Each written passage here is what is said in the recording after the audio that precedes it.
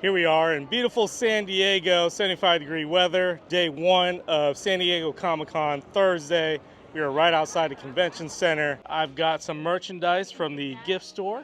Got my t-shirt, mascot plushie as well. This is all the merch that they have out right now. Plenty of shirts to pick from. The great thing about being on an off day is there's plenty of stuff to do outside the convention center. Here we're at the Marriott, just right next door. They've got pinball machines so we can hang out, and there's also game rooms next door.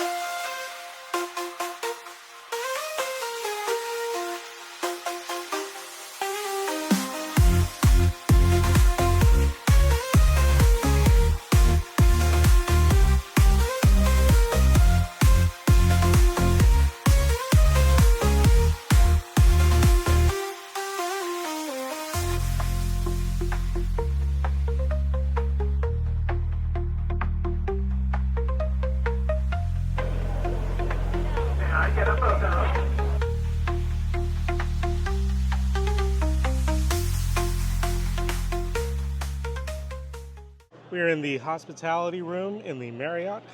Got a nice cold Diet Coke, tortilla chips, some Ruffles and dip.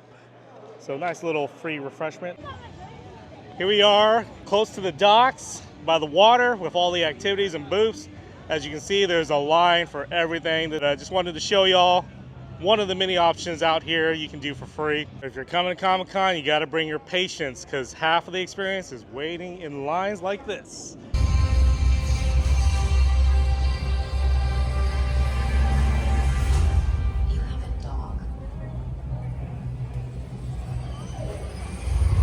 But we're gonna wait in line because we got this great iconic Superman background we can take a picture with right there.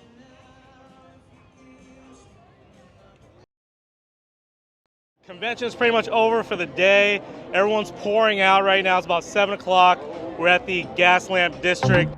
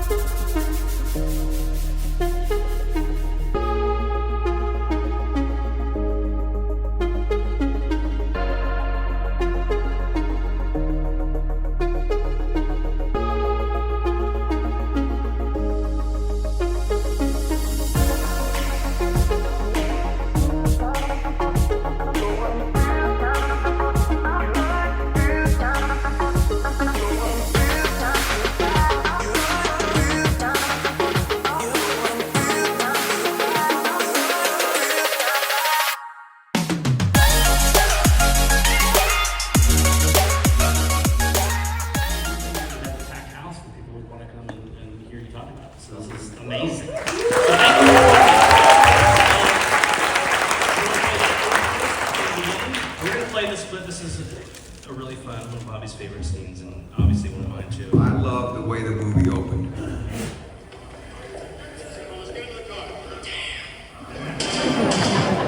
And then what comes next is the best intro scene of all time.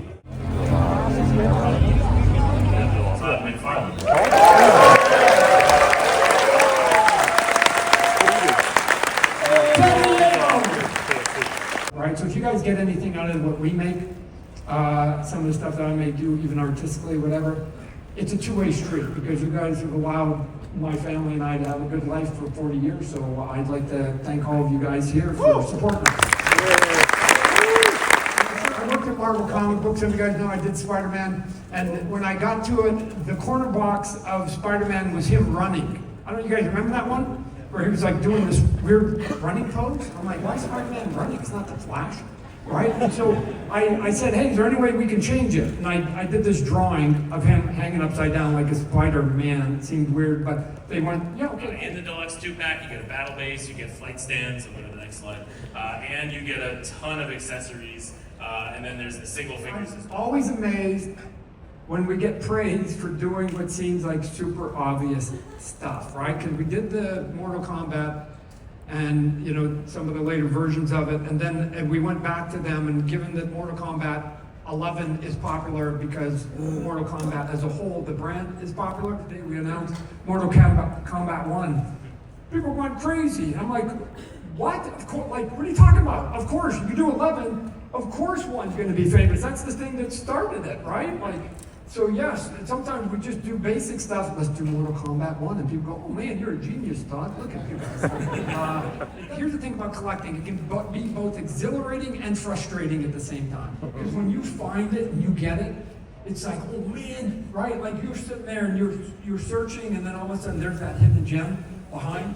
You guys ever done this one? Because I've done it. And you go and you see it, and then you look both ways to make sure, like somehow you're doing something illegal, and you go, and you look both ways, and then you take it. If there's two, you take both of them, right? Right? But then there's also the other one where like you go, and you see somebody walking down the aisle, and they have one, and you go, whoa, and then you go, and you find out it was the last damn one, right? And then you're going, oh man, I gotta go to eBay and pay triple for that. But our part of what we have to do is, I think at times for a certain portion of our toys, keep the value for you that have discovered it and found it and got it, right? There's a little bit of a lotto ticket. And so, yes, we do lots of mass-produced stuff, but some of it, I think it's okay to have a little bit of a cat and mouse chase game. And that's sort of the joy of collecting. And then the fans come to me and go, man, you need to make more. It's like, no, I'm not gonna. What's nice about the cape now is that you can put it into that position, and right, you can put it in, swoop it around, make the wind feel like whatever you want, right? Some people don't mind it, they want the hero pose, they want it to be down, whatever. I don't care, it's your figure here. But I think that we've done a pretty good job now figuring out how to do literally foldable capes. And it looks pretty good, and it stays, right? So look for these figures. Yeah! Beautiful. Finally. And originally this was a Build-A-Figure line, but we moved away from that. And the Build-A-Figure, I think, would have been our greatest Build-A-Figure, but we're going to release it as a solo group of figures, which are the Commando Penguins. Yeah, who doesn't want penguins with missiles? Everybody goes, I want every figure from every one of those movies. Like every time we come out with one, somebody goes, why don't you do that movie, and that movie, and that movie, and that movie? And so all of them, everybody's fallen in love with all of them, right? Even if it's just the second generation that's seen it on streaming now. Yep. And some of the greatest accessories that we've released so far have been vehicles. So the obvious vehicle to release here. This is our friends at EB Games in Canada and GameStop. So the Penguin's duck boat and his kind of pajama pants suit that he's wearing. Yes. Right, look, I'm not saying penguins with missiles and duckmobiles are for everybody. But there's enough of you out there that just go, shit, Yes. that's cool. Gotta have it. Gotta have it. It's fun, right? Sometimes you don't want the job to be a job, you want to have a little bit of fun.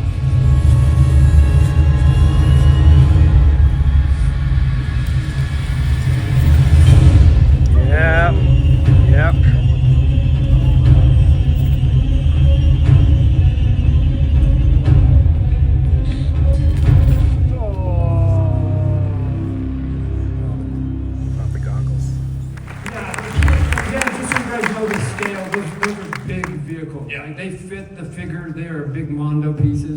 right? We've had pretty good success with a lot of the figures that we've done in the DC Multiverse.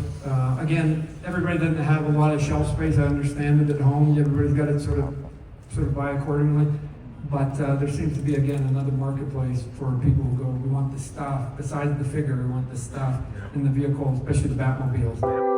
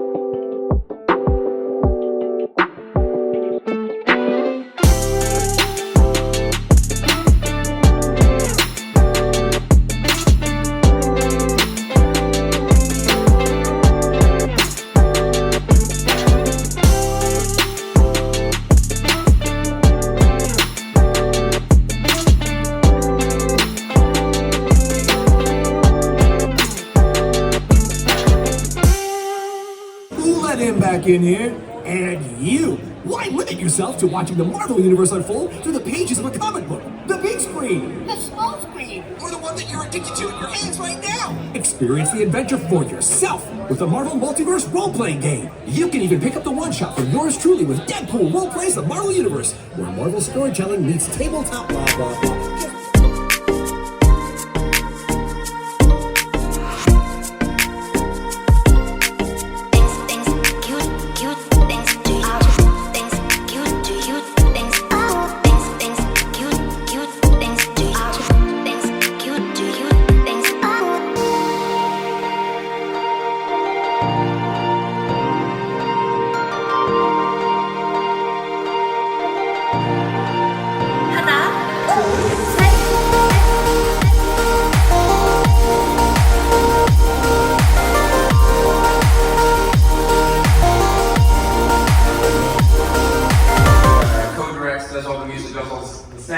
And he also co-created me, my father, Sean Shonky.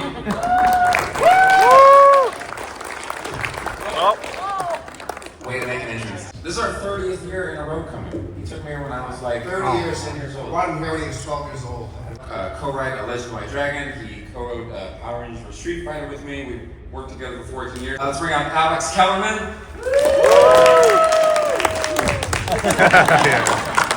And last but not least, you know him as Ryu fighting the Green Ranger. You know him as Scorpion fighting the White Ranger. Let's bring out Peter Jang.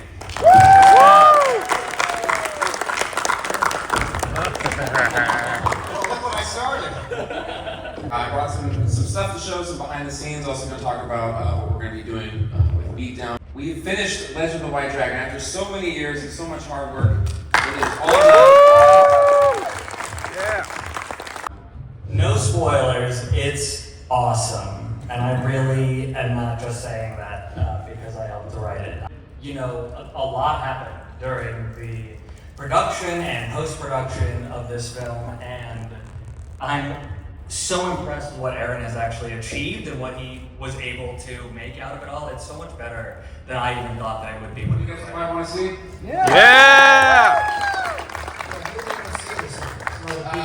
Yeah, you have have Jason, obviously. Mark Dacascos, who was the villain in John Wick 3, Olin Strong, the Iron Chef. All right, we got a Legend of the White Dragon here on set. Let's get this hero shut up with Jason David Frank.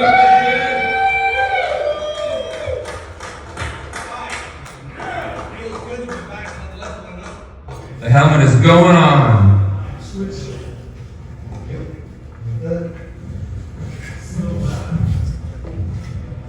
Fight scenes, a lot of times people think that it's like a regular fight, but when you're even in a sparring match with somebody, there is a little bit of a dance portion of it, but really when you're in a fight scene, you're creating art together. We brought a little thing, we've been working on the storyboards, we've been working on the costumes. We're just gonna show a little minute of what that looks like, and then we'll open it up to questions for you guys. Can we roll that Batman for sure?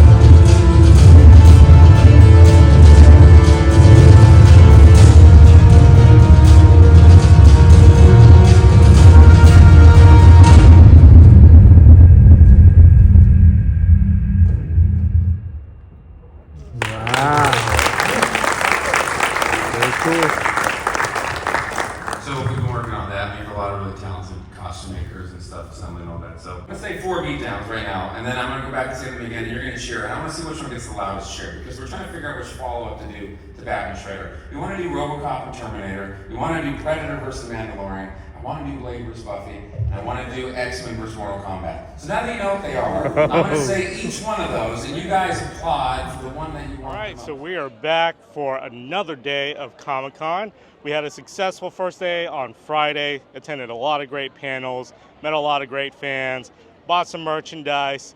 Today I'm going to try to spice it up, go easy on the panels, maybe more of some of these outside activities out front here. We're excited to have another full day here on Saturday at San Diego Comic-Con.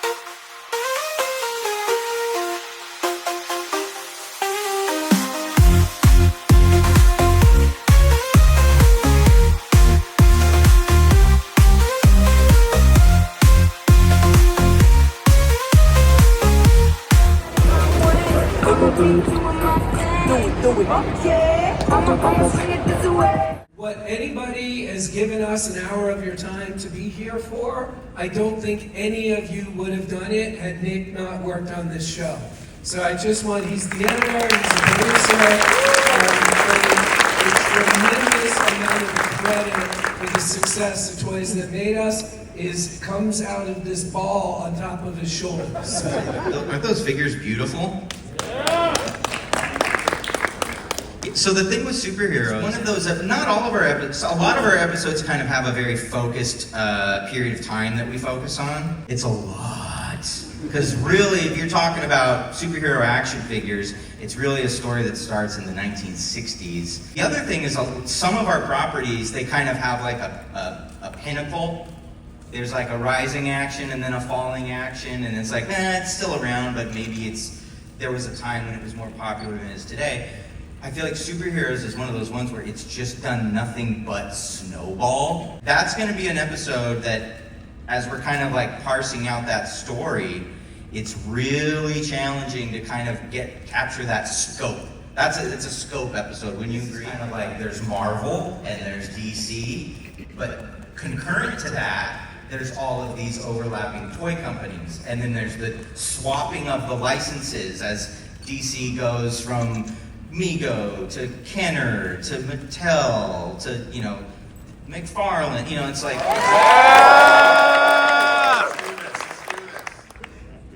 You should really bring these back. Oh, hey! I didn't see you there. I'm Nick Farrell, one of the editors on The Toys That Made Us, but you already knew that. Anyway, welcome to the cutting room.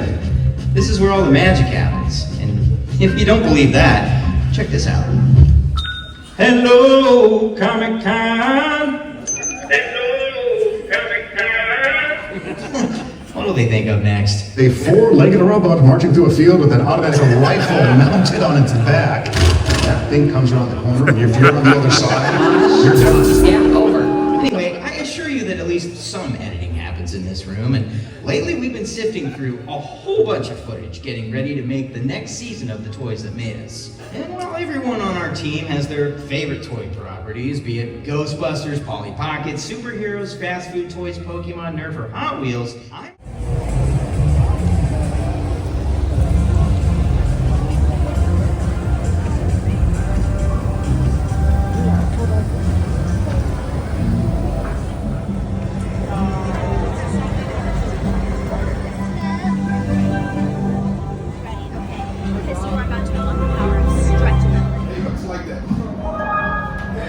Bend that light. What was that, Sue?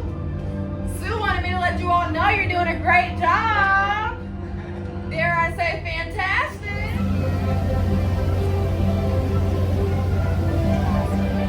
Down all the way around. We have a nice start to Vanessa. I think this is a really good group.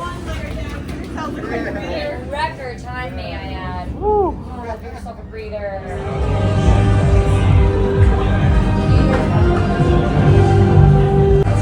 Like, this is the right group to ask and identify all these characters. That's a good game.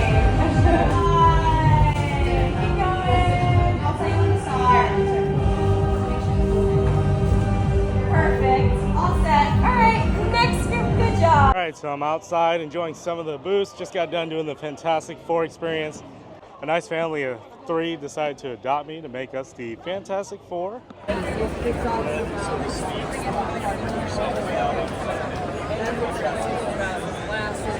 Yeah, I know.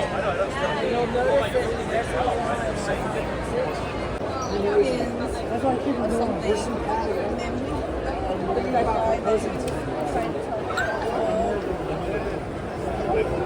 So I just walked up and down the Artist Alley section and talked with so many wonderful artists, comic book artists and independent artists, and bought some posters, some stickers as well.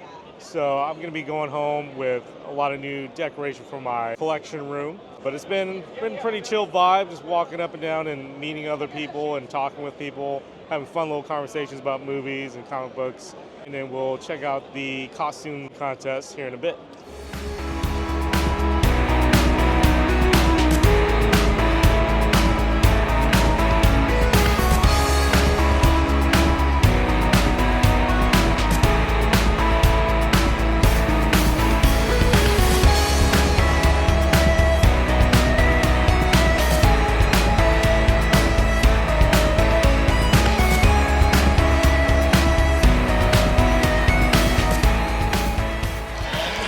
Yes, it's me.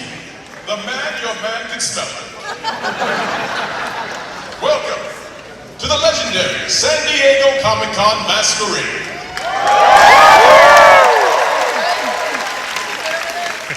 Old Spice is proud to be here through their partnership with DC Comics to introduce the first ever Fresh Landing activation, where regular guys and gals step into a capsule and exit with the swagger of a hero. Thank you for having me at your masquerade. But it's more than a masquerade. It's your time to shine. It's the greatest night of your lives.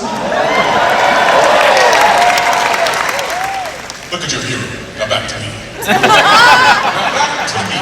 Yes. Sadly, all right. Let's begin. Thank you all, and have a wonderful night. Autobot who's got more style than circuitry. Powered by smoke, lights, and pure flair. It's Bumblebee, upgraded to the next level.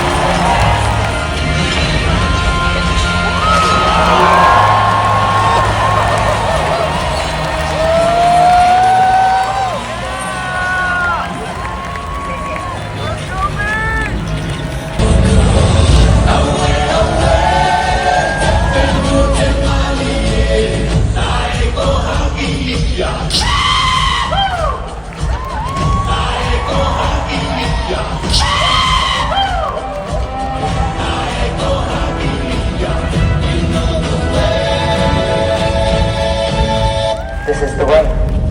This is the way. This is the way.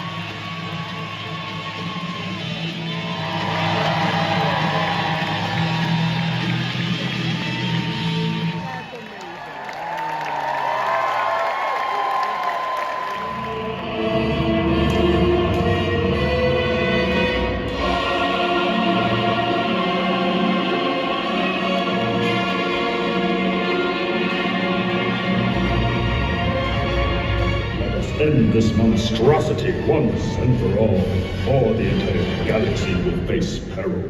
On that count, we can agree.